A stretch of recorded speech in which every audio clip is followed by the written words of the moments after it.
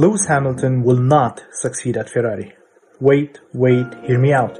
Before you go nuts in the comments, let me explain. Lewis is not joining Ferrari to build a team. He's actually joining them to fulfill a dream, and I don't mean to rhyme there. If we look at all of those big name drivers that joined the Scuderia and compare their age when they did join, there's a huge gap between Hamilton and each of Schumacher, Alonso and Vettel. Hamilton is joining Ferrari when he's 39.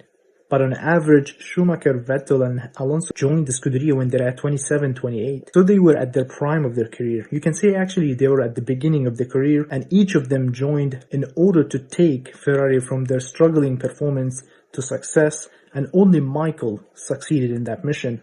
Before we continue, I just want to remind you that we are still selling those 3D printed 2025 racing calendars.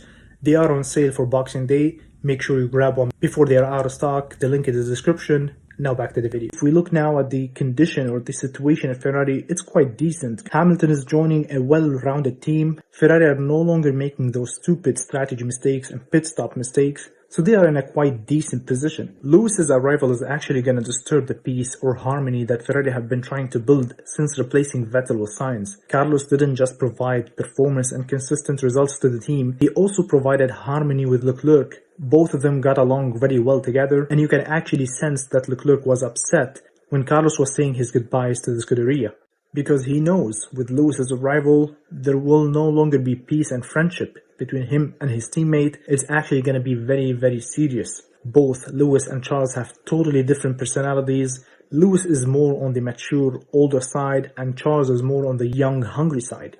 Even though that Charles and Lewis share some interests like fashion and music, it's gonna be a very serious battle on track. Leclerc has been working hard on building that team around him, and he doesn't want to lose that power in the team with Lewis's arrival because he knows the value and worth that Lewis has. Also, Leclerc doesn't want to lose his perfect qualifying record against his teammates. He has never lost to his teammates in qualifying, so I'm not sure how will Lewis fare out against Charles, as Lewis struggled against Russell at Mercedes this year. But we have to be fair, maybe Mercedes were hiding some upgrades from Lewis because they know he is leaving Mercedes to Ferrari.